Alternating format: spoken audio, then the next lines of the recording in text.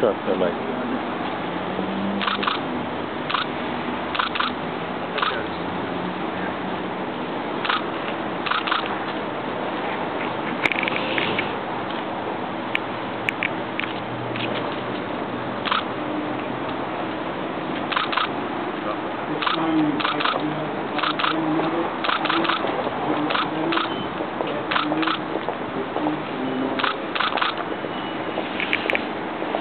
My guess is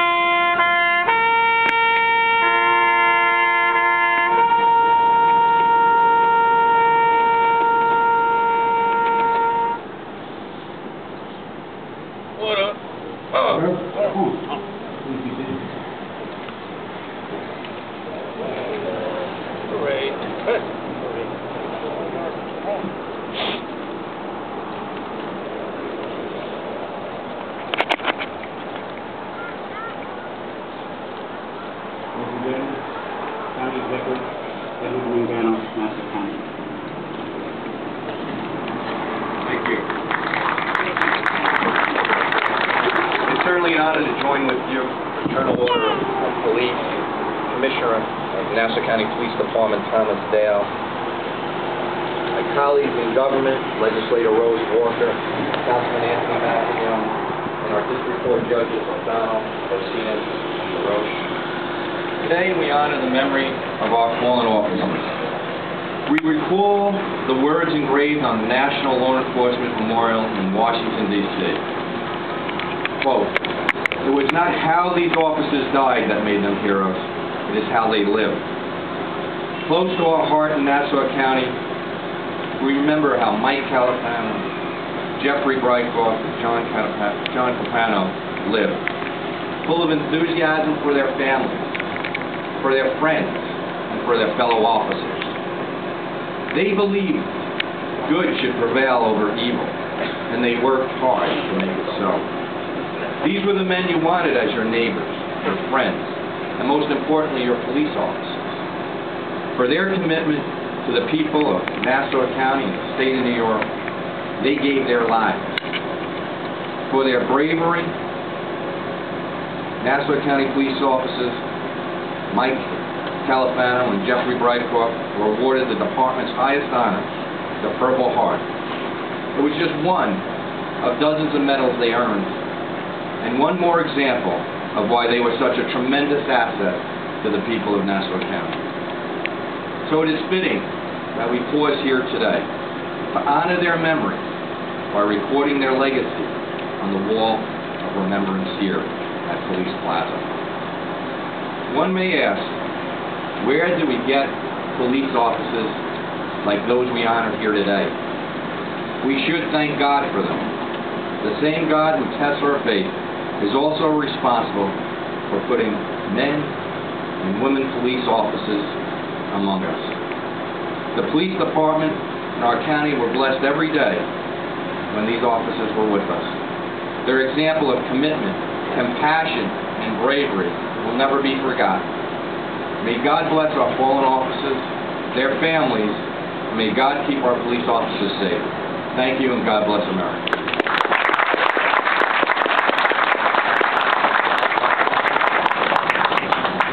Thank you, sir.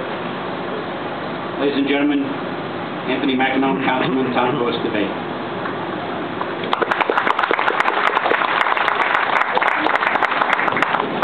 Thank you. I'm here representing Supervisor John Benedetto, who would have been here but he had a family emergency. On behalf of the supervisor, I want to wish the families our condolences on their loss, and to the brave men and women of the police service, thank you very much for what you do for us every single day, keeping us safe, protecting us, and making sure we can sleep safely at night.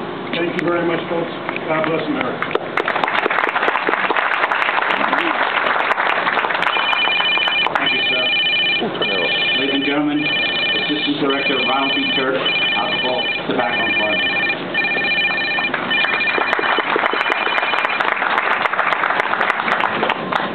behalf of the men and women of ATF and the Capano family, thank you for so honoring John today. I think John had two traits that are probably quite common to all the fallen heroes who we're recognizing today. One was a passion for work, the other was love of family. It was an honor to know John. I thank you all for recognizing him today. He's a good man, he's a hero, and thank you.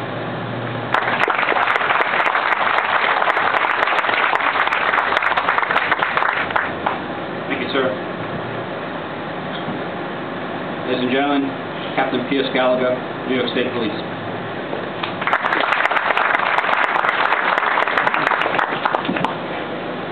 I'd like to thank the Fraternal Order of Police for organizing this event and maintaining this memorial wall to honor our fallen brothers and sisters in law enforcement. And on behalf of the New York State Police, I'd like to extend my condolences to families and departments who are memorializing people here today. I'm here today to talk on behalf of Kevin Dobson, trooper from Troop A, born and raised in the Buffalo area, killed in the line of duty on March 26, 2011. Kevin joined the state police in April of 1997, was a 13-year veteran, and he was struck and killed by an automobile on I-290 in the town of Tonawanda, Erie County, New York. Just 3 months after New York State had passed the Move Over law, which mandates that people move over, change lanes when they can to accommodate emergency vehicles performing their duties. Trooper Dobson was a field training officer and well aware of the dangers he faced every day. He left behind a heartbroken family, 4 children, his partner Bridget, and an extended family of police and officers who continue to mourn his loss this day. Memorial services such as this allow us to honor our fallen colleagues and perhaps educate the public to some extent, and they're going about their own busy lives, to try to remember the duties being performed by the officers and the men and women out there every day. Troopers and police officers of Long Island continue to patrol the highways and towns, and they face these same dangers on a regular basis.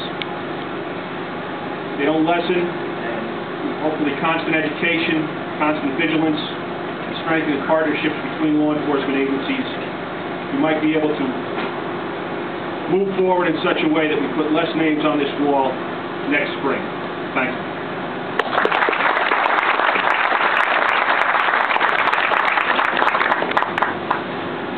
Thank you, sir.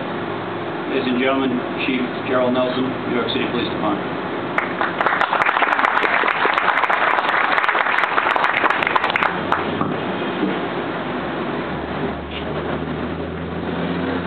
I'm Assistant Chief Gerald Nelson, Commanding Officer of Patrol Borough, Brooklyn North, New York City Police Department. I'd like to acknowledge all distinguished guests and family members and members of the Fraternal Order of Police and law enforcement worldwide. Today we have 2 members of the NYPD that both were assigned to Patrol Borough, Brooklyn North under my command that are being honored here today.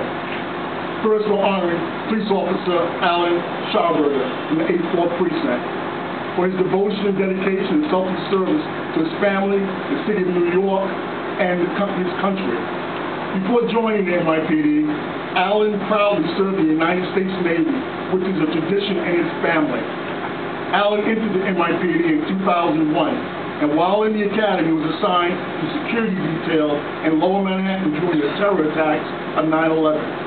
In 2006, he was assigned to the 8th Ward Precinct, where he served as members of downtown Brooklyn with dignity and zeal. Alan was described as a strong, silent type, a man of few words, but when he spoke, it commanded everyone's attention. He was dependable, a cop's cop, loved by the members of the 8th Ward Precinct. In March 13, 2011, Alan laid down his life helping a victim of domestic violence. Alan never once thought of himself. He subsequently protected others and those who could not protect themselves. To Alan's family, Father Paul, his mother Maya, Sister Treya, along with her husband Jeff. They say time heals all wounds, but we all know that losing Alan is a wound that can never be healed. But take pride in the fact that Alan was a man of devotion. a man that we can all be proud of, a man that always put others first and would extend his hand to help anyone. In December of 2011, tragedy struck again in Brooklyn North, when we lost Detective Peter Bogowski. Pete joined the police department in 1989, and with 22 years of service, Pete diligently patrolled the 75 precinct in East New York, the precinct where he started his career. Pete was a model cop. He enjoyed being on patrol every night, serving the community and taking care of the bad guys. In the mid-90s, Pete was a part of a team of officers that engaged in armed man and hostage standoff, who was later identified as the Zodiac Killer. With all this time on the job and an opportunity to go anywhere he wanted on this job, Pete's dedication was to the East New York community. He was a modest man who didn't ask for anything and did his job with the utmost professionalism. When Pete wasn't at work, he was a dedicated family man who took care of his 4 daughters, Christine, Caitlin, Carolyn, and Corinne. Pete was very active in their lives, attending sporting and school events that the girls were involved in, grabbing minimal sleep before returning to his midnight shift in order to be supportive of his girls. On December 12, 2011, Peter also gave his life serving New Yorkers with bravery unknown to most outside of law enforcement circles. To Pete's family, Mom, Marianne, father, Frank, wife, Paulette, his brother, his beautiful daughters, who I mentioned earlier, rest assured that Pete is a model cop, a model family man, one that can be admired by all. Both of these officers serve with excellence, working the midnight shifts in high, tough commands, showing courage, tenacity, and serving with honor. Both men were role models, exemplary police officers, worthy of praise. Alan and Pete will be remembered as devoted sons, a dedicated father, loving brothers, trusted friends, and peacemakers to the citizens of New York. I would like to leave you with this. In the policeman's prayer, it says, Lord, if some dark and dreary night I must give my life, Lord, with your everlasting love, protect my family and those in my life. This is my prayer for Scharberger and Bogowski families today. Officer Scharberger and Detective Bogowski, God bless them. God bless their family. God bless America.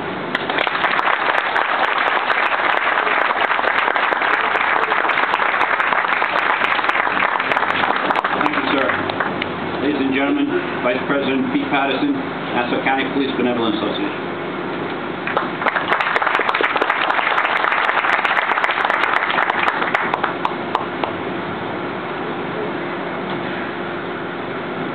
As I look out over to my left, I see a lot of the police officers and detectives that I work with, as well as all the other officers from the various departments throughout the state. We all know too well that when you put the uniform on in the morning, you don't know when you're going to be called, if you're going to be called to make that ultimate sacrifice and not come home to see your families. Unfortunately, the men we are honoring today made that ultimate sacrifice, and that's why we're here. I can't look at you and tell you how you, with the pain you're going through, what you must be feeling to lose a husband, a father, a son, in the way that you did. I can tell you as a police officer, each and every one of us standing here behind us, whether you're the commissioner, chief, police officer, detective, when a police officer gets killed, we lose it too. We lose a very small part of us. I'm here to speak briefly about 2 members that the Nassau County PBA lost, Michael Califano and Jeffrey Brightcroft. Michael Califano was simply the best. I don't have to tell that to the Califano family because they knew that long before he took the oath of being a police officer. Mike worked in the 1st precinct. He worked his way up and was assigned to highway patrol. The night Michael died, he was out there doing his duty. He wasn't out there pulled over the side of the thing, taking it easy, sitting there. You know what? He says, I'm paid to go out there and protect the residents of this county, and that's exactly what he was doing that night. Unfortunately, he lost his life as a result. We will never forget Michael. During the funeral and all the services, you couldn't find one person to say anything bad about this individual, whether on duty or off duty. A lot of people outside the department knew Michael as well and said the same thing. Jeffrey Breithoff started in the 6th Precinct. Jeffrey was a very active cop. He knew he wanted to work in the elite Bureau of Special Operations. They're the guys that when we get in trouble, we call them. Like when cops get in trouble, we call them. They come out there. Jeffrey got the call that night. You know what he heard? All he heard was a police officer needs assistance. That's all he needed to hear. Jeffrey responded that night, and tragically, we lost another member only one short month later. I'm going to make a promise to you, all the families here, on behalf of all the police officers here. It's important, very important, we never forget the ultimate sacrifice that your family members made. It's equally as important we never forget you, and we never will. On behalf of James Carver, who apologized he couldn't be here, we had a family emergency, and the whole Nassau County PBA, our condolences for all the losses of our brother officers. Thank you.